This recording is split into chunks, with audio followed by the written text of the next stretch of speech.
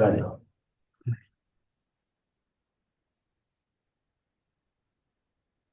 بسم الله الرحمن الرحيم الحمد لله رب العالمين وصلى الله على سيدنا محمد وعلى آله وصحبه أجمعين. باب صلاة الاستسقاء. قال المصنف رحمه الله تعالى ونفعنا به وبكم في الدارين. له صلاة لا بجماعة، ودعاء واستغفار، لا قلب رداء، وحضور ذمي، وإنما يخرجون 3 أيام. بسم الله الرحمن الرحيم. الحمد لله وكفى، سلام على عباده الذين اصطفى.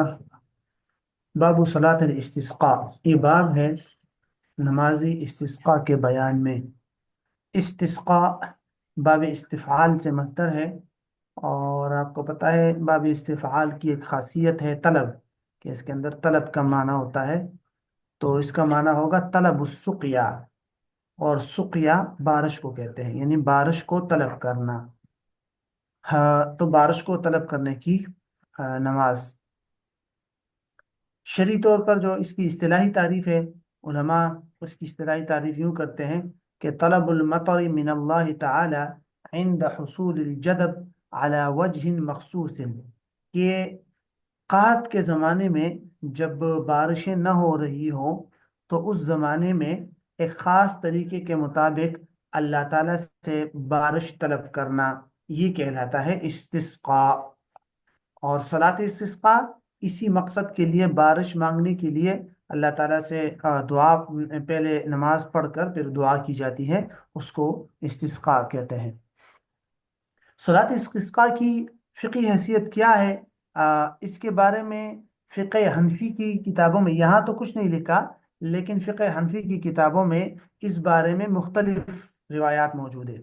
مثال کے طور پر ایک روایت میں امام ابو حنیفہ رحمۃ اللہ علیہ سے اس طرح منقول ہے کہ یہ جو صلاۃ استسقاء ہے، یہ کوئی سنت یا مستحب تو نہیں ہے، لیکن جائز ہے۔ اگر کسی نے پڑھ لی تو بدعت یا مکروہ بھی نہیں ہے، تو سنت یا مستحب بھی نہیں ہے، لیکن بدعت اور مکروہ بھی نہیں ہے، بلکہ جائز اور مباح ہے۔ ایک روایت میں اس طرح ہے، اور دوسری روایت میں اس طرح ہے جو صاحب تحفۃ الفقہاء نے لکھا ہے کہ لا صلاۃ فی الاستسقاء، جو اس کو ظاہر روایت بھی قرار دیا ہے کہ صلاۃ استسقاء کی شریعت میں کوئی حیثیت نہیں ہے۔ تو اس کا مطلب یہ کہ جائز بھی نہیں ہے، یہ تو اس کے جواز کو بھی منع کرتا ہے۔ ٹھیک ہے۔ اور تیسری روایت امام محمد رحمہ اللہ سے ہے، وہ کہتے ہیں کہ بھئی جماعت کے ساتھ، جس طرح جمعہ کی نماز پڑھی جاتی ہے اس طرح جماعت کے ساتھ بھی پڑھ سکتے ہیں، جبکہ امام صاحب سے یہ منقول ہے کہ جماعت نہیں ہوگی، لیکن امام ابو یوسف اور امام محمد رحمہ اللہ فرماتے ہیں کہ جماعت کے ساتھ پڑھ سکتے ہیں، جس طرح کہ جمعہ کی نماز ہوتی ہے۔ اور حنفیہ کے ہاں امام محمد رحمہ اللہ ہی کی رائے کو عموماً اختیار کیا جاتا ہے کہ اکیلے پڑھنا بھی جائز ہے، اور جماعت کے ساتھ اگر کوئی پڑھنا چاہے تو اس کی بھی گنجائش ہے۔ ایک سیکنڈ۔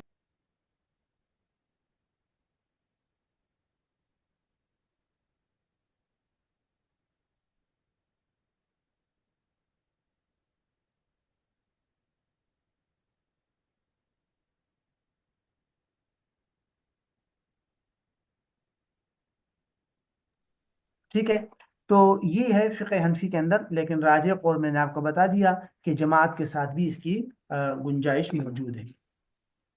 اب ذرا دیکھتے ہیں اس کے بارے میں صاحب کنز نے کیا فرمایا۔ سب سے پہلی بات تو یہ ہے کہ لہو صلاۃ لیکن لا بجماعت، کہ بھئی استسقاء کے لیے نماز تو ہے لیکن جماعت کے ساتھ نہیں۔ اور ابھی آپ کو بتا دیا کہ یہ امام صاحب کا اوپینین ہے کہ جماعت کے ساتھ نہ ہو، ورنہ امام محمد رحمہ اللہ، جن کے ساتھ امام ابو یوسف بھی ہے، وہ فرماتے ہیں کہ بھئی جماعت کے ساتھ بھی پڑھ سکتے ہیں، جس طرح کے یعنی کہ وہ ہوتا ہے، یعنی جس طرح جمعہ کی نماز ہوتی ہے۔ بلکہ امام محمد رحمہ اللہ کے ہاں نماز کے بعد خطبہ بھی ہے، خطبہ ہو، خطبہ کے بعد دعا اور استغفار ہو، ٹھیک ہے، لیکن امام صاحب فرماتے ہیں کہ نہیں، منفرد پڑھ سکتے ہیں۔ تو آپ کو پتہ ہے متون کے اندر عموماً امام صاحب کی رائے کو کو ذکر کیا جاتا ہے، تو یہاں پر بھی صرف امام صاحب کی رائے کو ذکر کر دیا۔ اچھا، وہ دعا و استغفار، اس کا عطف صلاۃ پر ہے، جماعت ان پر نہیں ہے، تو مطلب لہو صلاۃ و دعا و استغفار، کہ بھئی استسقاء کے لیے نماز ہے، دعا ہے اور استغفار ہے۔ استغفار تو اس لیے ہے کہ قرآن کے اندر وہ ہے نا کہ آیت ہے سورۃ نوح کے اندر، فَقُلْتُ اسْتَغْفِرُوا رَبَّكُمْ إِنَّهُ كَانَ غَفَّارًا يُرْسِلِ السَّمَاءَ عَلَيْكُمْ مِدْرَارًا، تو وہاں مغفرت کے ساتھ مدرار اور بارش کو متعلق کیا گیا ہے، تو اس لیے علماء کہتے ہیں کہ مغفرت بھی ہو، پھر اس کے بعد اللہ تعالیٰ سے دعا کی جائے اور قبلے کی طرف منہ کر کے ہاتھوں کو اٹھا کر امام جو ہے وہ دعا کرے۔ لا قلب ردائن، چادر کو پلٹنا اس میں نہیں ہے، چادر پلٹنے کی شریعت میں یہاں کوئی حیثیت نہیں ہے۔ یہ بھی امام ابو حنیفہ رحمۃ اللہ علیہ کا اوپینین ہے، ٹھیک ہے، جبکہ امام شافعی رحمہ اللہ اور صاحبین امام ابو یوسف اور امام محمد وہ فرماتے ہیں کہ قوم یا جو مقتدی لوگ ہیں وہ تو اپنی چادر کو نہ پلٹے، لیکن امام اپنی چادر کو پلٹ سکتا ہے، امام اپنی چادر کے اندر قلب اور پلٹ سکتا ہے، اور یہ اگر سنت نہ بھی ہو کم از کم جائز ہے یہ، کیونکہ آپ صلی اللہ علیہ وسلم نے اس طرح کیا ہے، آپ صلی اللہ علیہ وسلم سے اس طرح منقول ہے۔ البتہ امام صاحب فرماتے ہیں کہ یہ ایک عام سنت نہیں ہے، آپ صلی اللہ علیہ وسلم کی خصوصیت تھی، لیکن امام ابو یوسف اور امام محمد فرماتے ہیں کہ نہیں، آپ کے بعد بھی امام کر سکتا ہے اس طرح۔ چادر کے پلٹنے کا پھر ان حضرات سے ایک طریقہ منقول ہے کہ بھئی اگر چادر جو ہے وہ چوکور ہے، چادر اگر چار کونے والی ہے، مطلب دائیں ایک چار کونے والی چادر ہوتی ہے نا، ٹھیک ہے، تو اگر چار کونے والی چادر ہے تو اس کے اندر اس طرح کر لے کہ اس کے اوپر والے حصے کو نیچے کی طرف کر دے اور نچلے والے حصے کو اوپر کر دے، اوپر نیچے کی طرف اس کو پلٹ دے، ٹھیک ہے۔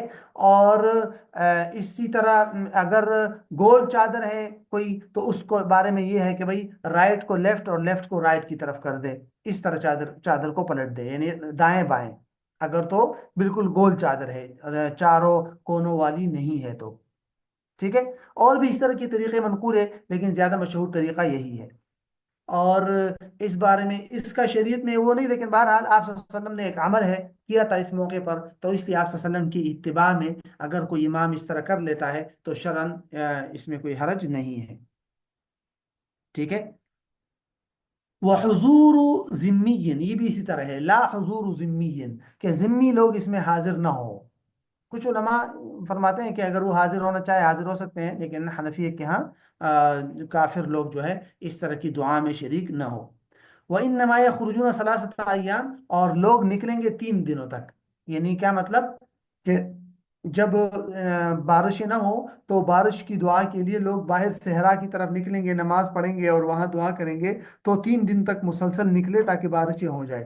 3 دن سے زیادہ کا ثبوت آپ صلی اللہ علیہ وسلم سے نہیں ہے، تو اس لیے کہتے ہیں کہ 3 دن سے زیادہ جو ہے وہ جانے کی ضرورت نہیں ہے، ٹھیک ہے،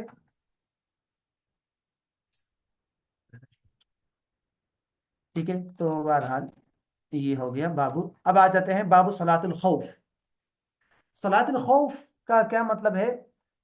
صلاۃ الخوف اصل میں آپ صلی اللہ علیہ وسلم کے زمانے میں تھا، اور آپ صلی اللہ علیہ وسلم نے کیا بھی ہے، بعد میں امام ابو یوسف رحمۃ اللہ علیہ اس کے قائل تو نہیں ہے، لیکن امام دیگر ائمہ کے ہاں اس کی گنجائش موجود ہے، اور دیگر اور آپ صلی اللہ علیہ وسلم کے بعد کی امتوں کے لیے بھی یہ نماز ہے۔ یہ اس صورت میں ہوتا ہے جہاں جہاد یا لڑائی کے موقع پر بہت سخت خوف ہو، ٹھیک ہے، تو وہاں پر نماز کا یہ طریقہ اس طریقے کی گنجائش ہے، ایک بات۔ مجھے پڑھنے دیجیے۔ دوسری بات یہ ذہن میں رکھ لے کہ یہ ان صورتوں میں ہے، ٹھیک ہے، کہ یہ ان صورتوں میں ہے کہ جہاں پر تمام جو لوگ ہیں مسلمان وہ سب کے سب ایک امام کے پیچھے نماز پڑھنا چاہتے ہوں، ٹھیک ہے، سارے کے سارے باقاعدہ لڑ جھگڑ کر ایک امام کے پیچھے نماز پڑھنا چاہتے ہوں، کسی دوسرے شخص کے پیچھے نماز پڑھنے کے لیے راضی نہ ہو، تب یہ صورت اختیار کی جائے گی۔ ورنہ اگر تو لوگوں کو 2 یا 3 اماموں کے پیچھے نماز پڑھ سکتے ہیں تو پھر تو سمپل ہے، کچھ لوگوں کو ایک امام نماز پڑھا دے، اور پھر یہ لوگ جائے آگے دشمنوں کے آگے، یا جہاں جانور کے آنے کا، شیر وغیرہ کے آنے کا خوف ہو وہاں کھڑے ہو جائے، اور جو دوسرے لوگ ہیں ان کو کوئی اور امام جماعت پر کرا دے۔ تو اگر 2 یا 3 امام بن سکتے ہیں تو 2 3 گروپ میں ان کو ڈیوائڈ کر کے الگ الگ جماعت کی نماز کر لی جائے، لیکن اگر سارے کے سارے ایک ہی امام کے پیچھے نماز پڑھنے پر بضد ہے اور سب کہتے ہیں کہ نہیں ہم ایک ہی امام کو پیچھے نماز پڑھیں گے، تو قطع منازعات اور جھگڑے کو ختم کرنے کے لیے اس طرح کی سچویشن میں پھر صلاۃ الخوف کی شریعت میں گنجائش دی گئی ہے۔ صلاۃ الخوف کی شریعت میں جو گنجائش ہے وہ 2 درجے کی ہے۔ خوف 2 درجے کا ہوتا ہے۔ ایک درجے کے خوف کی نماز کو یہاں سے ذکر کیا گیا ہے، ٹھیک ہے، اور دوسرے درجے کی کا خوف جو ہے وہ یہاں سے ذکر کیا گیا ہے، ٹھیک ہے۔ پہلے درجے کا خوف یہ ہے کہ خوف ہے کسی دشمن سے یا کسی جانور سے، شیر وغیرہ کے آنے سے۔ ایک سائیڈ ہے جہاں سے دشمن بھی آ سکتا ہے اور جہاں سے شیر وغیرہ بھی آ سکتا ہے، تو یہ ہے پہلا خوف، پہلی قسم کا خوف۔ اس صورتحال میں نماز کا جو طریقہ ہے وہ بالکل سمپل ہے، آسان سا۔ میں پہلے زبانی آپ کو سمجھاتا ہوں، وہ یہ کہ لوگوں کو 2 حصوں میں تقسیم کیا جائے۔ ایک حصہ وہاں جہاں سے دشمن آنے یا جانور کے آنے کا خطرہ ہو وہاں کھڑا کر دیا جائے، اور جو دوسرا حصہ ہے وہ امام کے پیچھے نماز شروع کر لے۔ امام کے پیچھے جب نماز شروع کرے گا تو اگر 2 رکعت والی نماز ہے، جیسے کہ صبح یا قصر کی نماز ہے، ٹھیک ہے، تو 1 رکعت امام پڑھا دے ان کو۔ اور اگر 4 رکعت والی نماز ہے یا 3 رکعت والی جیسے مغرب کی نماز ہے تو 2 رکعت ان کو پڑھا دے، ٹھیک ہے۔ تو جیسے ہی دوسری رکعت کا قاعدہ مکمل ہو جائے اور امام کھڑا ہونے لگ جائے تو یہ جو پہلا والا حصہ ہے، گروپ آف دا پیپل ہے، یہ آہستہ آہستہ وہاں سے اٹھ جائے، سلام کے بغیر، سلام نہ کرے، وہاں سے اٹھ جائے اور جائے وہاں دشمنوں کے سامنے کھڑا ہو جائے، اور وہ جو پہلا والا گروپ ہے وہ آ جائے امام کے پیچھے اور وہ امام کے پیچھے نماز سٹارٹ کر لے۔ تو جب امام اگر 2 رکعت والی نماز ہے تو مزید 1 رکعت پڑھے گا، یا 3 رکعت والی ہے تو مزید 1 رکعت پڑھے گا، اور اگر 4 رکعت والی ہے تو مزید 2 رکعت پڑھے گا۔ تو جب امام مزید 2 رکعت پڑھ لے گا تو امام سلام پھیر دے گا، اور یہ جو گروپ نے امام کے ساتھ باقی نماز پڑھی ہے یہ سلام نہ پھیرے اور یہ جا کر دشمنوں کے سامنے چلا جائے یا جہاں سے جانور آ رہا ہے، اور وہ جو پہلی پارٹی تھی، وہ جو پہلا گروپ تھا، وہ آ جائے وہیں پر یا اپنی جگہ پہ آ جائے اور اپنی باقی جو ان کی نمازیں 1 رکعت یا 3 رکعت 2 رکعت وہ مکمل کرے، اور وہ لوگ قراءت نہیں کریں گے آخری 2 رکعت میں، یا آخری جو 1 رکعت ہے اس میں وہ لوگ قراءت نہیں کریں گے، کیونکہ وہ لاحق کے حکم میں ہیں۔ آپ کو معلوم ہے نا لاحق، ٹھیک ہے، کہ شروع میں امام کے ساتھ ہو اور پھر کچھ رکعت امام کے ساتھ مس کر جائے تو اس کو کہتے ہیں لاحق۔ اور لاحق شخص جو ہے وہ جب نماز کا اتمام کرتا ہے تو وہ قراءت نہیں کرتا، تو یہ لوگ آ کر بغیر قراءت کے نماز پڑھ لے اور سلام پھیر کر چلا جائے، اور پھر وہ پارٹی آ جائے جو دوسری نمبر والی تھی، وہ واپس آ جائے اور اپنی باقی شدہ نماز پڑھ لے۔ اگر 1 رکعت پہلے پڑھی تھی امام کے ساتھ اور مزید 2 بچتی ہے جیسے مغرب تو 2 پڑھے، یا 1 بچتا ہے اگر صبح کی نماز ہے تو 1 پڑھ لے اور قراءت کریں گے۔ جو دوسری پارٹی ہے وہ قراءت کریں گے، کیوں؟ کیونکہ وہ لوگ مسبوق تھے، وہ جب امام کے ساتھ شریک ہوئے تھے تو ان سے 2 رکعت یا 1 رکعت مس ہو گئی تھی، تو وہ لوگ مسبوق شمار ہوں گے، اور مسبوق جب اپنی رکعتیں مس شدہ رکعتیں مکمل کرتا ہے تو وہ کیا کرتا ہے؟ قراءت کرتا ہے حنفیہ کے ہاں، تجب القراءت علی المسبوق لا علی اللاحق، یہ قاعدہ ہے۔ تو اس لیے وہ لوگ قراءت کریں گے اور وہ لوگ پھر سلام پھیر کر واپس چلے جائے۔ یہ بات سمجھ آ گئی؟ اچھا، جیسے میں نے آپ کو پہلے بتایا تھا کہ یہ تب کر سکتے ہیں جب وہاں جھگڑا ہو رہا ہو کہ ہم ایک ہی امام کے پیچھے نماز پڑھیں گے۔ اگر الگ الگ اماموں کے پیچھے نماز پڑھنے کے لیے راضی ہے تو ایک امام ایک پارٹی کو نماز پڑھا لے، یہ جائے پھر مکمل، اور پھر یہ جائے اور دوسرے لوگ آ جائے کسی اور امام کے پیچھے مکمل نماز پڑھ لے۔ ایک اور شرط یہ ہے کہ یہ جو بیچ میں وہاں جائیں گے تو اس دوران ایک بات تو یہ ہے کہ یہ لوگ پیدل جائے اور پیدل آئے۔ اگر یہ کسی گھوڑے وغیرہ پہ سوار ہو کے جائیں گے تو سواری کی وجہ سے عمل کثیر ہو جائے گا اور ان کی نماز فاسد ہو جائے گی۔ سیم اسی طرح اگر یہ لوگ وہاں گئے اور انہوں نے وہاں دشمنوں کے ساتھ لڑائی کی ضرورت پڑ گئی، دشمن آ گئے اور انہوں نے لڑنا شروع کر دیا، تو ان کی نماز جو انہوں نے کچھ نماز پہلے امام کے ساتھ پڑھی تھی وہ نماز باطل، اب یہ نئے سر سے نماز پڑھیں گے، کیوں؟ عمل کثیر آ گیا۔ تو بیچ میں اگر عمل کثیر آئے گا تو وہ نماز بھی خراب ہو جائے گی، ٹھیک ہے۔ تو یہ ہے پہلی صورت کا حکم۔ اب ذرا اس کو دیکھ لیجئے، باقی اس میں کوئی اتنی زیادہ تفصیلات نہیں۔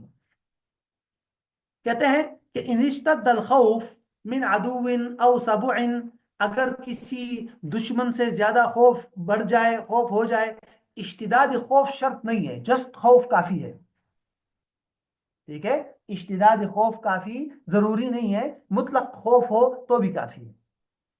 اچھا، تو کہتے ہیں وقف الامام طائفة بإزاء العدو، تو امام جو ہے وہ ایک گروپ کو دشمن کے مقابلے کے لیے کھڑا کر دے، وصلى بطائفة ركعة لو مسافرا وركعتين لو مقيما، تو اور جو دوسری پارٹی ہے اس کو ایک رکعت پڑھا لے اگر تو سفر میں ہے، قصر ہے تو، اور اگر مقیم ہے 4 رکعت یا 3 رکعت والی نماز ہے تو 2 رکعت پڑھا لے۔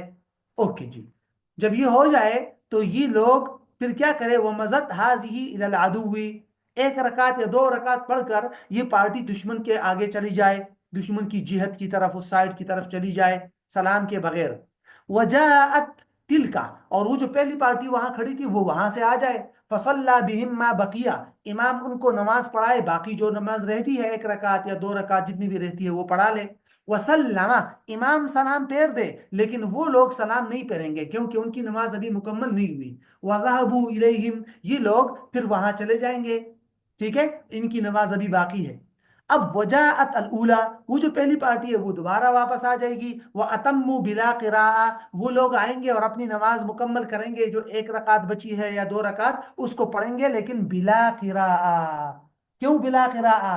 کیوں؟ لانہم لاحقون، وسلموا، وہ سلام پھیر دیں گے، ومضوا، اور چلے جائیں گے دشمن کی طرف۔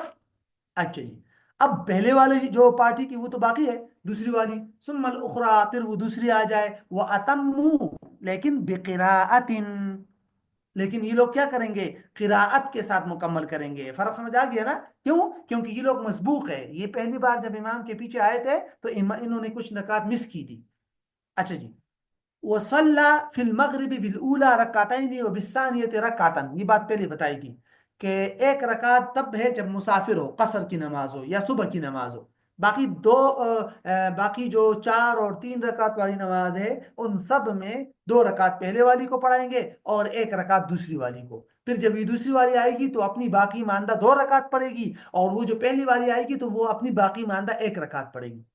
ومن قاتل بطلت صلاته، اور جس نے اس دوران قتال کیا، لڑائی کی، اس کی نماز باطل ہو جائے گی۔ وائے؟ کیوں؟ کیونکہ یہ عمل کثیر ہے۔ یہاں سے صاحب کنز نے آپ کو صرف ایک مثال دے دی، ورنہ اگر اور بھی اس طرح مثالیں ہیں، سوار ہو کر، گھوڑے پر سوار ہو کر گیا، جسٹ مشی، جسٹ جانا، یہ عمل کثیر نہیں ہے، لیکن قتال کرنا یا گھوڑے کے اوپر سوار ہونا یہ چیزیں عمل کثیر ہے، لہٰذا اس سے نماز کیا ہو جائے گی؟ باطل ہو جائے گی۔ اچھا، اب ذرا سمجھیے خوف کی دوسرا سٹیج۔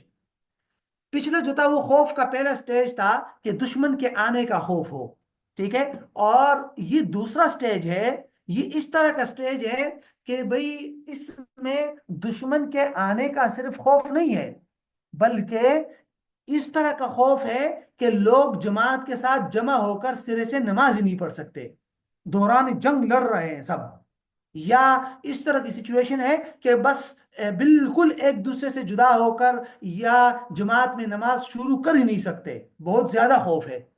تو اس طرح کی سچویشن میں پھر کیا کرے؟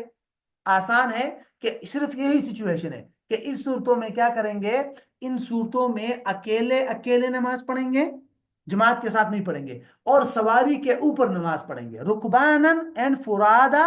پہلا پوائنٹ یہ ہے کہ رکبانن، سواری پر نماز پڑھیں گے، دوسرا پوائنٹ یہ کہ فرادا پڑھیں گے۔ فرادا کیوں پڑھیں گے اکیلے اکیلے؟ کیونکہ سواری کے اوپر جماعت تو نہیں ہو سکتی، سواری کے اوپر جماعت اس لیے نہیں ہو سکتی کہ جماعت کی ایک بنیادی شرط ہے اور وہ ہے اتحادی مکان، اور جب یہ لوگ الگ الگ سواریوں پر سوار ہوں گے تو اتحادی مکان نہیں ہے، تو اس لیے سواری پر جماعت نہیں ہوگی۔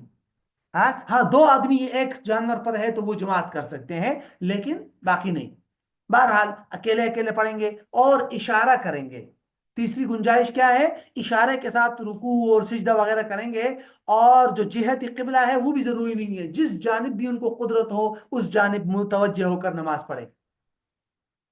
کیونکہ اگر قبلے کی طرف متوجہ ہوں گا، ضروری قرار دیں گے، تو وہاں امکان ہے کہ کوئی مصیبت لاحق ہو جائے، تو اس لیے کہتے ہیں ان اشتد الخوف، اگر خوف اور بھی بہت بڑھ جائے تو نماز پڑھیں گے رکبانن، سواری میں، سواری پر، اکیلے، اشارے کے ساتھ، جس جانب پر بھی ان کو قدرت ہو۔ ولم تجز بلا حضور عدو، دشمنوں کی موجودگی کے بغیر یہ نماز جائز نہیں ہے، یہ شرط ہے، ٹھیک ہے، کہ اگر دشمن، صرف یہ بات کافی نہیں ہے کہ دشمن آ سکتا ہے، دشمن آ سکتا ہے والی بات پیچھے ہے، یہ وہ پیچھے پڑھ لیا ہم نے، یہ ہے کہ موجود ہے دشمن آس پاس، آ چکا ہے، ٹھیک ہے، اور تو پھر ایسی صورتحال میں تب جو ہے یہ جو نماز ہے، یہ والی صورت، یہ اس کی گنجائش ہوگی۔ تو یہ ہے صلاۃ الخوف۔ اب آتے ہیں ہم باب الجنائز۔ باب الجنائز مطلب احکام الجنائز، جنازے کے احکام۔ تو یہ جو باب ہے، اس میں میت اور کفن دفن وغیرہ کے احکامات ہیں، اور انہی میں صلاۃ الجنازہ ہے، لیکن اس کے لیے مصنف نے الگ فصل قائم کی ہے، یہ دیکھیں، ورنہ تو یہ فصل اسی باب کا حصہ ہے، ٹھیک ہے، تو نماز جنازہ کا ذکر یہاں آ جائے گا، اور نماز جنازہ سے پہلے کے جو مراحل ہوتے ہیں، یعنی کہ جب حالت نزع ہو جائے، مرنے کے قریب ہو جائے، تو اس وقت میت کے ساتھ کیا کیا آداب کیے جائیں، پھر جب میت مر جائے اس کے بعد اس کو غسل دینے کا طریقہ کیا ہے، پھر تیسرے نمبر پر اس کو کفن دفن کا طریقہ کیا ہے، اور اس کے علاوہ اس کے بیچ میں جو چھوٹی موٹے احکامات آتے ہیں وہ سارے کے سارے اسی کے اندر آ جائیں گے۔ جنائز کا جو لفظ ہے، یہ جنازتن کا پلورل ہے، جنازتن، اور جنازتن کا جو لفظ ہے، اس پر اگر آپ جیم پر زبر پڑھیں گے، جنازتن، تو یہ میت کو بولتے ہیں، میت، میت، اور اگر آپ زیر کے ساتھ پڑھیں گے، جیم کے زیر کے ساتھ، جنازہ، جی، تو یہ اس تخت یا اس چارپائی کو بولتے ہیں جس پر میت کو رکھا جاتا ہے، وہ چارپائی یا وہ تخت جس کے اوپر میت کو رکھا جاتا ہے اس کو بولتے ہیں جنازہ، جیم کے کسرے کے ساتھ، ٹھیک ہے۔ اچھا، تو اس باب کے اندر سب سے پہلے ہم دیکھتے ہیں کہ مرنے سے پہلے کے آداب یا اعمال، ٹھیک ہے، مرنے سے پہلے کے آداب یا اعمال، اور اس کے بعد پھر یہ دوسرے نمبر پر آئے گا غسل دینے کا طریقہ، ٹھیک ہے۔ تو مرنے سے پہلے کے آداب کے اندر یہ دو تین باتیں ہیں کہ ولی المحتضر القبلۃ علی یمینہ ولقن الشہادۃ، کہ محتضر، محتضر اس کو کہتے ہیں جس پر حالت نزع ہو، یعنی کہ جو مرنے کے بالکل قریب ہو جائے، علامات سے پتہ چل جاتا ہے، قریب المرگ بولتے ہیں اس کو اردو میں، قریب المرگ، ٹھیک ہے، کہ جو شخص قریب المرگ ہو جائے اور مرنے کے قریب ہو جائے تو ولیہ القبلۃ، اس کو قبلے کی طرف متوجہ کر دیا جائے گا، علی یمینہ، دائیں کروٹ پر لٹا کر، دائیں کروٹ پر لٹا کر، ٹھیک ہے۔ اچھا، یہ بہتر طریقہ ہے، اور ہمارے جو جتنے بھی مطلب اسلاف سے اور صحابہ اور تابعین سے یہی ثابت ہے، اور قبر کے اندر جب میت کو رکھتے ہیں تو وہاں پر بھی یہی طریقہ ہوتا ہے کہ دائیں کروٹ پر لٹا کر قبلے کی طرف منہ کر دیا جائے، اور یہاں پر بھی یہی ہے کہ جب وہ مرنے کے قریب ہو جائے تو اس کو چارپائی کے اوپر قبلے کی طرف منہ کر کے دائیں کروٹ پر لٹا دیا جائے، لیکن یہ ضروری نہیں ہے، یہی وجہ ہے علماء نے لکھا ہے کہ اگر مشکل ہو جائے، ٹھیک ہے، اس کو دائیں کروٹ پر لٹا کر قبلے کی طرف منہ کرانا مشکل ہو، وہ تکلیف میں ہو، ہوتا ہے بعض اوقات زخمی ہے، مریض ہے، تکلیف میں ہے، تو پھر جیسے اس کے لیے آسانی ہو ویسے لٹا دیا جائے، بہتر طریقہ یہی ہے کہ جس میں اس کے لیے زیادہ آسانی ہو اسی طرح اس کو لٹا دیا جائے، لیکن چونکہ عام طور پر دائیں طرف لٹا کر قبلے کی طرف منہ کرنے سے کہتے ہیں کہ روح آسانی سے نکلتی ہے، تو اس لیے علماء نے اس کا ذکر کر دیا، اور اکابر سے ہی منقول ہے۔ بہرحال، دوسری بات، وَلُقِّنَ الشَّهَادَةَ، اور اس کو شہادت کی تلقین کی جائے۔ یہ جو تلقین ہے میت کو، یہ تین قسم کا ہے، ٹھیک ہے۔ ایک ہے تلقین جب اس قریب المرگ ہو جائے، جس کا ذکر یہاں آ رہا ہے، قریب المرگ ہو جائے تو اس کو تلقین کرنا، ٹھیک ہے، شہادت کی تلقین کرنا، اشہد اللہ الہ الا اللہ و اشہد ان محمدا عبدہ و رسولہ۔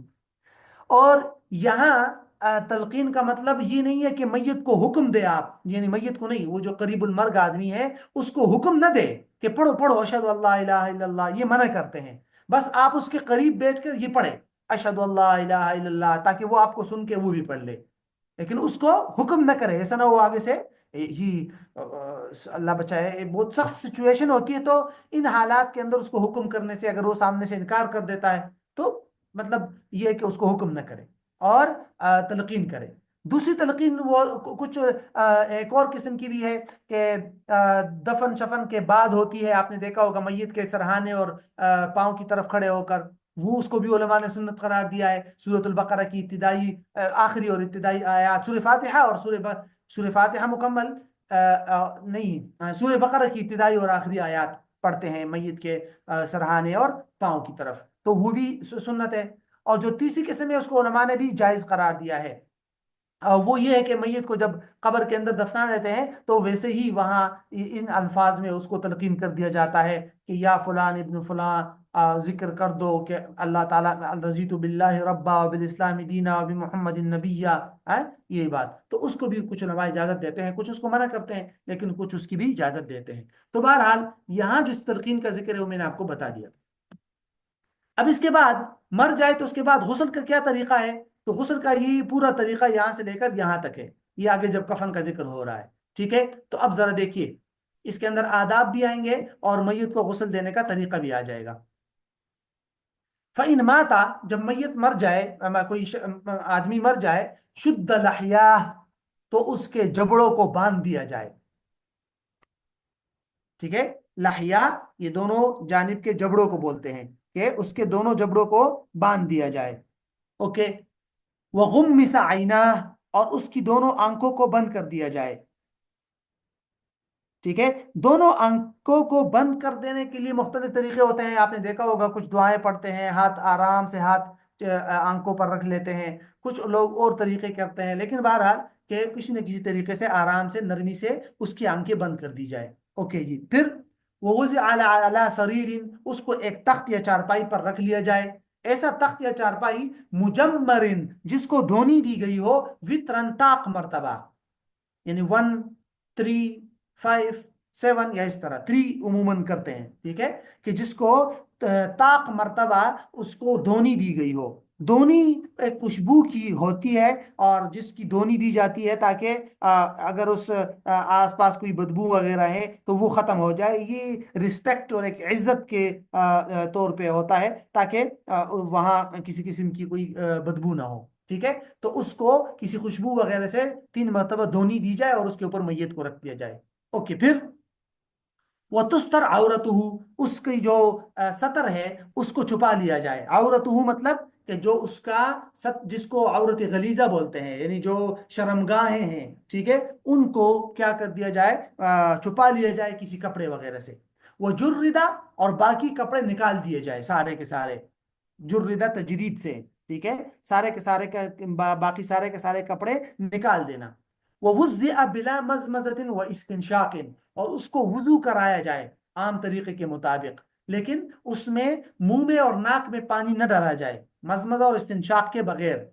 अगरचे एक रिवायत के अंदर उलमा हनफिया के यहाँ ये भी है कि मजमजा और इस्तिंशाक किसी कपड़े से करा लिया जाए, मतलब किसी को कोई कपड़ा गीला कर दिया जाए और उसके नाक के सुराखों के अंदर और इस तरह एक कपड़ा गीला करके उसके मुंह के अंदर लगा दिया जाए, लेकिन ये जरूरी नहीं है। उलमा कहते हैं कि इसके बगैर भी हो जाएगा।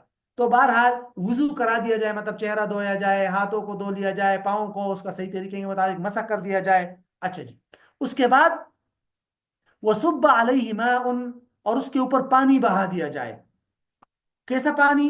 मगलियुन बिसिद्रिन औ हुर्जिन व इल्ला फलकराह, उसके ऊपर ऐसा पानी बहा दिया जाए जिसको जोश दिया गया हो। मगली का मतलब जिसको उबाल दिया गया हो। ठीक है, जोश दिया गया हो। किस चीज के साथ? बिसिद्रिन, सिद्र कहते हैं बेरी के पत्ते, बेरी के पत्तों के अंदर बेरी के पत्ते उसमें डालकर उसको उबाला गया हो। औ हुर्जिन, हुर्ज जो है इसको अशनान बोलते हैं। ये दोनों شاید پرانے زمانے میں استعمال ہوتے تھے، پانی کے اندر ڈالا جاتا تھا تاکہ اس سے صفائی اچھی طریقے سے ہوتی تھی، جیسے آج کل صابن اور شیمپو استعمال ہوتے ہیں نا، پرانے زمانے میں یہ چیزیں استعمال ہوتی تھی۔ اگر یہ نہ ہو تو فل قراح، تو گرم خالص پانی، قراح کہتے ہیں گرم خالص پانی کو، ٹھیک ہے، تو وہ استعمال کیا جائے۔ بہرحال صابن وغیرہ استعمال کیا جا سکتا ہے، یا ایسی کوئی چیز استعمال کی جا سکتی ہے جس سے صفائی زیادہ سے زیادہ ہو سکے۔ یہاں سے اسی پوائنٹ کی طرف اشارہ ہے، ٹھیک ہے۔ اچھا جی، یہاں تک ہو گیا۔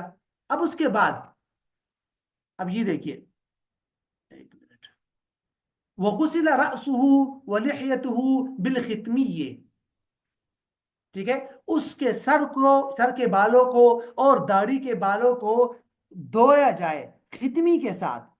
ختمی ایک قسم کی آپ یوں سمجھے کہ ایک قسم کی خوشبو ہوتی تھی جو پرانے زمانے میں، آج کل بھی اس کی جگہ صابن وغیرہ کام کر جاتے ہیں، تو اس لیے میل وغیرہ نکالنے کے لیے بھی ایک قسم کی خوشبو ہوتی تھی جو صفائی کے لیے استعمال ہوتی تھی۔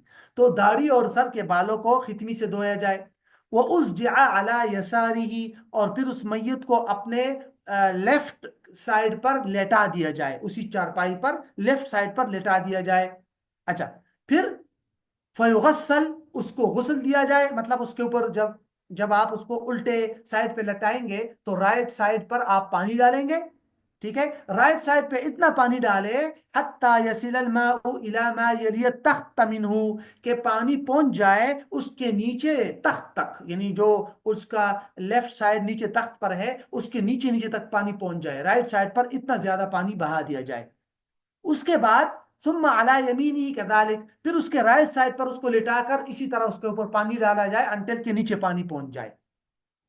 یہ طریقہ ہے، ٹھیک ہے۔ تو اسی کے ساتھ غسل مکمل ہو جائے گا، بس اضافی طور پر دو تین چھوٹے چھوٹے نکات ہیں۔ نمبر ایک، ثم اجلس مسندا الیہ، پھر اس کو کندھا دے کر یا ٹیک دے کر اس کو بٹھا دیا جائے، پھر اس کو کندھا وغیرہ دے کر، مسند کا مطلب ہوتا ہے سہارا دینا، ٹھیک ہے، اس کو ٹیک دے کر کچھ بٹھا دیا جائے۔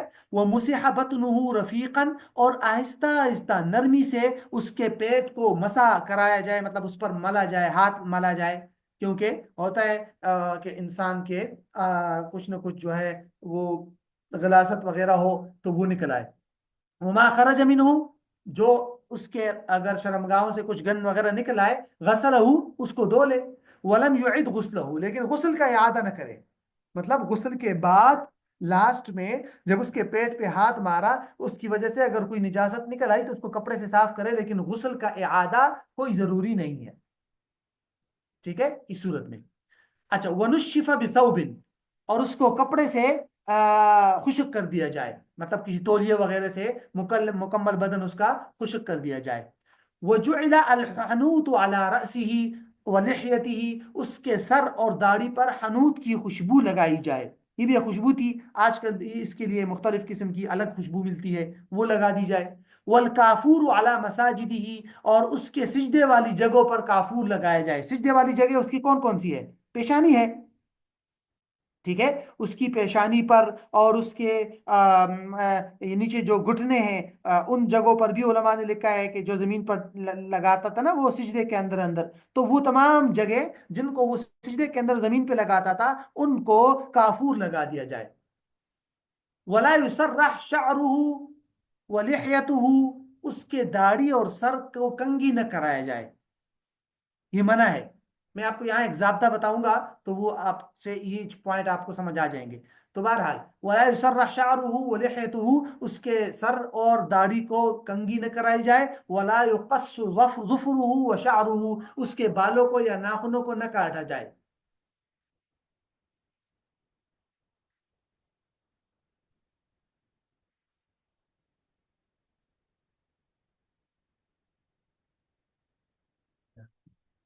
ٹھیک ہے، اب یہاں علماء نے ایک ضابطہ لکھا ہے کہ لا يفعل بالمیت ما هو للزینہ، لا يفعل بالمیت ما هو للزینہ، ہر وہ کام جو لوگ زندگی میں زینت اور خوبصورتی کے لیے کرتے ہیں وہ کام میت کے ساتھ نہ کیا جائے۔ اسی کی مثالیں ہیں یہ تینوں، سر کے کنگھی کرنا، داڑھوں کو کنگھی، داڑھی کو کنگھی کرانا، اس کو تیل لگانا، اس کے ناخنوں کو کاٹنا، اس کے بالوں کو کاٹنا، یہ ساری چیزیں دنیا میں انسان زینت کے لیے کرتا ہے، ٹھیک ہے؟ تو لا يفعل بالمیت ما هو للزینہ، یہ سارے کے سارے ممنوع ہے۔ اچھا، اب اس کا وہ ختم ہو گیا، یہاں سے کفن شروع ہو رہا ہے، ٹھیک ہے؟ کفن کی بحث۔ اب ذرا کفن کی بحث کے اندر مرد اور عورت کے کفن میں فرق ہے۔ پہلے تو یہ سمجھے کہ مرد کے لیے کفن کی 3 قسمیں ہیں۔ مرد کے لیے کفن کی 3 قسمیں ہیں: مسنون کفن، کفایہ، کفایہ کفن، کفن کفائی، کفنی کفائی، اور ضروری، کفنی ضرورہ، حالت ضرورت میں کفن۔ تو مرد کے لیے کفن کی 3 قسمیں ہیں، ٹھیک ہے؟ مسنون کفن ایک، کفنی مسنون نمبر 2، کفنی کفایہ نمبر 3، کفنی ضرورہ۔ مسنون کفن کیا ہے؟ 3 قسم کی چیزیں ہیں اس میں۔ نمبر 1، ازار، جو نیچے ہوتا ہے نا، تہبند جس کو بولتے ہیں ہمارے ہاں، تہبند، ٹھیک ہے؟ وہ عموماً نیچے پیر تک ہوتا ہے، ٹھیک ہے؟ ناف وغیرہ سے یا سینے وغیرہ سے لے کر وہ آخر تک۔ وہ قمیصن، ایک قمیص ہوتی ہے جس کو کرتا آپ بول سکتے ہیں، لیکن قمیص کے اندر یہ اصول ذہن میں رکھے، قمیص جو ہے اس میں جیب، آستینے اور یہ چیزیں نہ ہو، بس ایک کپڑا سا ہو جس کو قمیص کی طرز پر ہو اور اوپر سے گلے میں لٹکا دیا جائے، جو اس کے گلے سے لے کر نیچے قدموں تک ہو۔ وہ لفافتن، تیسری چیز ہے لفافہ، جس میں آخر میں میت کو لپیٹا جاتا ہے، بڑا۔ تو یہ 3 چیزیں کفن مسنون ہے: ازار، قمیص، لفافہ۔ اوکے جی۔ کفن کفائی کیا ہے؟ کفائی کا مطلب جو ضروری ہے، یعنی کہ جس سے کفایت ہو جائے گی اور کفن جو ہے اس کا حکم ادا ہو جائے گا، وہ 2 چیزیں ہیں: ازار اور لفافہ۔ قمیص اگر نہ ہو تو ازار کا مطلب وہی، وہ اوپر گردن وغیرہ سے لے کر پاؤں تک، اور پھر لفافہ یعنی مکمل بدن تک، ٹھیک ہے؟ یہ اس کو کہتے ہیں کفائی، کچھ صحابہ کرام سے یہ ثابت ہے باقاعدہ۔ اور ضرورتاً کا مطلب مایوجت، ضرورت کا مطلب ایسی سچویشن پیش آئی کہ وہاں کپڑے شپڑے کچھ بھی نہیں ہے، جنگل وغیرہ ہے، جہاد میں اس طرح کو موقع پیش آیا، میت دفنانی ہوئی، کچھ بھی نہیں ہے لوگوں کے پاس، تو ما یوجد، جو بھی مل جائے، کوئی بھی کپڑا مل جائے، 1 کپڑا مل گیا، 2 مل گئے، کوئی جتنا کپڑا مل جائے بس وہ کفنی ضرورت ہے، اس کو بولتے ہیں ما یوجد، کفنی ضرورت۔ اور طریقہ کیا ہے اس کے لپیٹنے کا جہاں تینوں موجود ہو؟ تو کہتے ہیں وَلُفَّ مِن يَسَارِهِ، کہ لیفٹ سائڈ سے پہلے لپیٹا جائے گا، ثم یمینی، پھر رائٹ سائڈ سے، وعقدہ، اور کفن کو گرہ لگا دیا جائے، ان خیف انتشارہ، اگر اس کے کھلنے کا خوف ہو۔ ویسے کفن کا جو طریقہ ہے نا، یہاں تو نہیں لکھا مرد کے لیے کفن کا طریقہ، لیکن کفن کا طریقہ وہی ہے کہ سب سے پہلے کفن اس کو کرتا پہنا، سوری، اس کو سب سے پہلے ازار پہنایا جاتا ہے، ٹھیک ہے؟ یعنی کہ پہلے یعنی آپ یوں سمجھے کہ لفافے کو سب سے پہلے زمین پر ڈالا جاتا ہے نیچے، اس کے اوپر پھر ازار ڈالا جاتا ہے، پھر میت کو کرتا پہنا کر اس کو اس ازار کے اوپر رکھتے ہیں، اور اس ازار کو لیفٹ اینڈ رائٹ سائڈ سے، رائٹ سائڈ کو اوپر اس کو لپیٹ لیا جاتا ہے، اور آخر میں جو لفافہ ہے اس کو باندھ دیا جاتا ہے، ٹھیک ہے؟ تو سب سے آخر میں لفافہ، اس کے اوپر ازار، اور سب سے پہلے قمیص ہوتا ہے۔ اچھا، عورت کے لیے جو کفن ہے وہ 2 قسم کا ہے، ٹھیک ہے؟ کفنی سنہ اور کفنی کفایہ۔ کفنی سنہ کے اندر 5 کپڑے ہیں عورت کے لیے۔ کتنے کپڑے ہیں؟ 5۔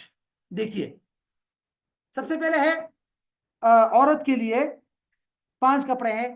ایک ہے درعن، قمیص سمجھ لے آپ، درعن قمیص، ازار وہی تہبند، خمار دوپٹہ، اوڑھنی چادر وغیرہ دوپٹہ، اور لفافہ، لفافہ بڑا، اور آخر میں خرقتن، ایک پٹی، آپ سمجھے، خرقتن پٹی۔ یہ 5 چیزیں ہیں، ٹھیک ہے؟ 2 لفافہ اینڈ خرقہ، خمار، ازار اینڈ درع، یہ 5 کپڑے عورت کے ہیں۔ اور یہ جو خرقہ ہے نا، کپڑا، یہ کس لیے ہوتا ہے؟ کہتے ہیں تربط بہا ثدییہا، اس سے عورت کے جو پستان ہیں ان کو باندھا جاتا ہے۔ اور جو عورت کا جو کفن کفائی ہے وہ 3 کپڑے ہیں: ازار، لفافہ اینڈ خمار، چادر۔ اب اس کا طریقہ کیا ہے؟ یہ نیچے انہوں نے طریقہ یہ لکھا ہے واضح الفاظ میں، عورت کو کفن پہنانے کا طریقہ۔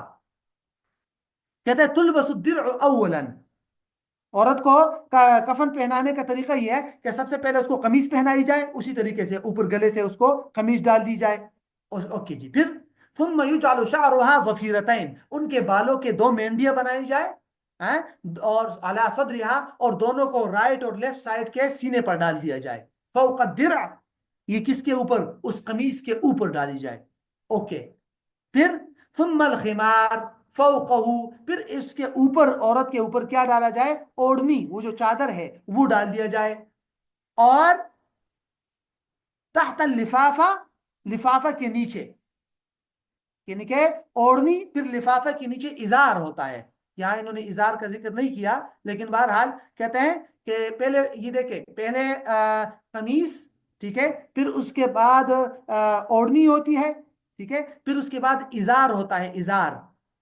دوسرے نمبر پر خمار، تیسرے نمبر پر ازار ہوتا ہے نیچے، ٹھیک ہے، اور آخر میں، سب سے آخر میں لفافہ ہوتا ہے. اور یہ جو خرقہ ہے اس کے ساتھ قمیص کے اوپر، قمیص کے اوپر اس کے جو پستانوں ہیں ان کو باندھا جاتا ہے. یہ طریقہ ہے. وَتُجَمَّرُ الْأَكْفَانُ أَوَّلًا وِتْرًا، اور کہتے ہیں پہلے کفنوں کو بھی دھونی دی جائے طاق مرتبہ، یعنی کہ ایک مرتبہ یا 3 مرتبہ خوشبو وغیرہ کی دھونی دی جاتی ہے تاکہ وہ دی جائے. اور یہ ہے. تو بہرحال اس کی جزیات کے اندر کچھ نہ کچھ علماء کے اختلافات ہیں، شافعیہ وغیرہ کے کچھ نہ کچھ باریک ہے، لیکن حنفیہ کے ہاں یہی طریقہ ہے، اور بہت ساری روایات سے یہ طریقہ ثابت ہے، تو اس لیے حنفیہ نے اسی کو اختیار کیا ہے. ٹھیک ہے. ورنہ تو کچھ طریقے کے اندر، کچھ باریکیوں کے اندر دیگر علماء کے کچھ اختلافات بھی ہیں، لیکن ان کی فی الحال ضرورت نہیں ہے. اور جب انسان تحقیق کرے تو پھر تحقیق کے موقع پر اس کو دیکھا جاتا ہے. اس کو انشاءاللہ پھر نیکسٹ کلاس کے اندر نماز جنازہ کو انشاءاللہ دیکھیں گے. کوئی سوال ہے تو وہ کر لیجئے. تو پھر